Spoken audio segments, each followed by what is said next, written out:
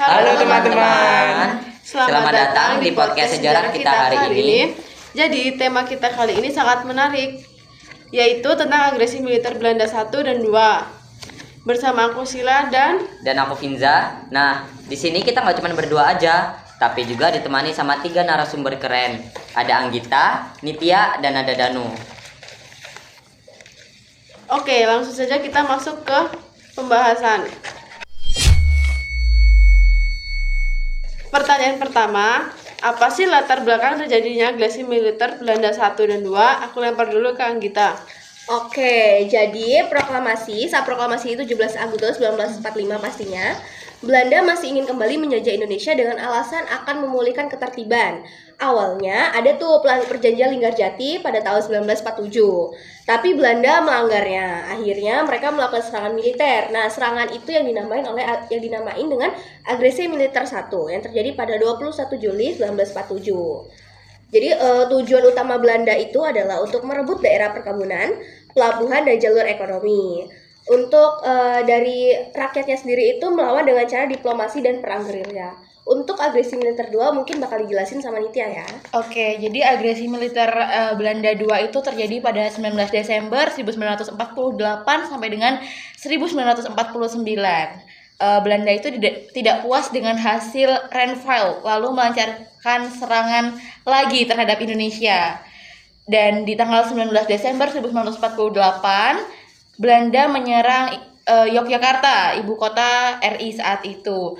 Presiden Soekarno dan Hatta dan pemimpin lainnya ditawan dan diasingkan keluar Jawa. Belanda menganggap Republik Indonesia sudah hilang, tapi munculnya perlawanan perang gerilya yang dipimpin Jenderal Sudirman dan para pejuang rakyat.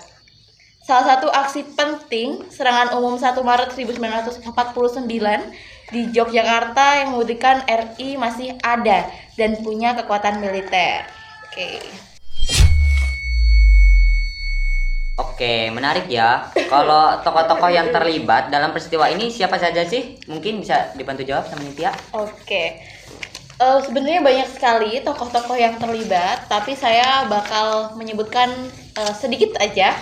Pertama itu ada Soekarno dan Muhammad Hatta, yang meskipun ditawan tetap menjadi simbol perjuangan bangsa. Lalu ada Jenderal Sudirman, yang meski sedang sakit, tapi ia masih memimpin perang gerilya.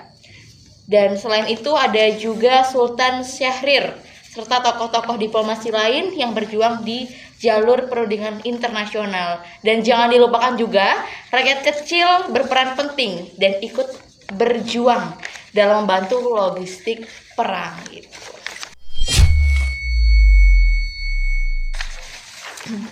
Kalau begitu, strategi apa saja yang dipakai bangsa Indonesia untuk menghadapi agresi ini? Danu, tolong coba jelaskan. Nah, jadi Indonesia saat itu menggunakan 2 jalur utama. Pertama, jalur fisik lewat perang gerilya. Jenderal Sudirman memimpin pasukan dari desa ke desa dengan taktik serang, kilat, lalu mundur. Ini bikin Belanda kesulitan. Kedua, jalur diplomasi. Indonesia mengangkat masalah ini ke PBB. Akhirnya, Komisi 3 Negara dan dunia internasional mulai menekan Belanda. Kalau dari sisi dampak, agresi militer ini membawa pengaruh apa untuk Indonesia? Nitya, bisa jawab lagi? Oke, dampaknya sebenarnya besar banget ya. Pertama itu dunia internasional jadi simpati ke Indonesia. Kedua, dukungan dari negara lain makin kuat, misalnya dari India dan Australia. Lalu yang ketiga, ada semangat rakyat makin kokoh.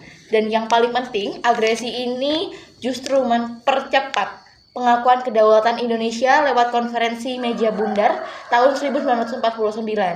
Jadi bisa dibilang agresi ini berbalik menjadi keuntungan diplomasi untuk Indonesia gitu.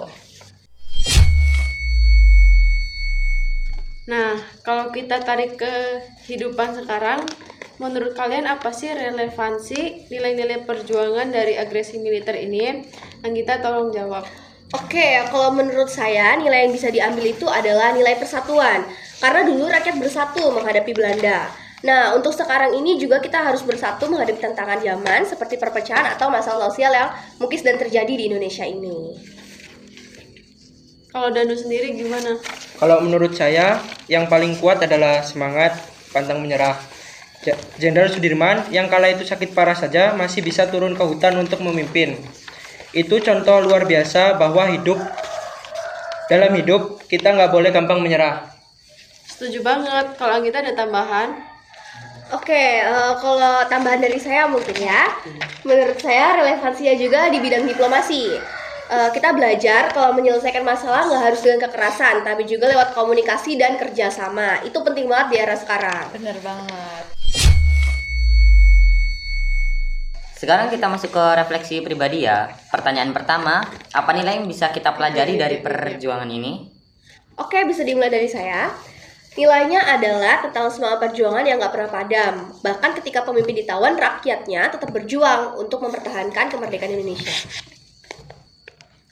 Kalau makna kemerdekaan bagi generasi muda menurut kalian apa? Oke, menurut saya dulu ya, kemerdekaan itu bagaikan kesempatan. Kesempatan untuk belajar, berkarya, dan menentukan masa depan tanpa takut untuk dijajah lagi. Terakhir, gimana cara menerapkan semangat perjuangan di masa kini? Baiklah, menurut saya caranya dengan belajar sungguh-sungguh, menjaga persatuan, dan terus berusaha walaupun gagal. Itu cara sederhana kita menghargai pengorbanan para pahlawan kita. Oke, jadi kesimpulan dari yang kita cari tadi itu apa sih? Oke, mungkin tentang agresi militer 1 bakal dijelasin sama Nitya dulu Oke. ya. Untuk agresi militer 1 di tahun 1947 itu pada intinya Belanda ingin merebut wilayah strategis dan melemahkan RI. Tapi mendapat tekanan dunia sehingga lahirlah perjanjian Renville. Oke, untuk agresi militer kedua pada tahun 1948 sampai 1949, Belanda itu berusaha menghapus Republik Indonesia, namun gagal karena adanya perang gerilya dan tekanan internasional. Berakhir dengan konferensi meja bundar dan pengakuan kedaulatan Indonesia.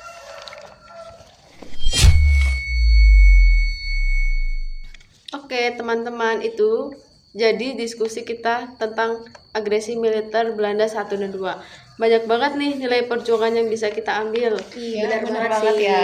Itu bener banget. Karena mungkin agresi militer 1 dan 2 ini salah satu jalan untuk Indonesia nih bisa sampai kayak sekarang ini. Iya. Bener udah maju dari segi apapun. Benar. Dari sejarah yang kelam bisa jadi maju ini. Oh iya. Setuju. Masa sekarang yang indah gitu kan. Oke.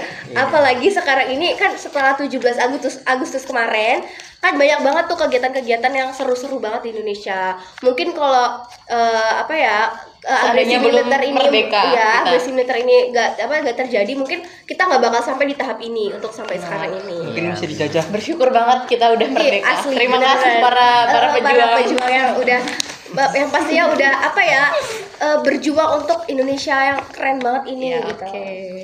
Oke, mungkin cukup ya Kak semuanya. Cukup. Semoga kita juga bisa nerapin semangat perjuangan itu dalam kehidupan sehari-hari ya.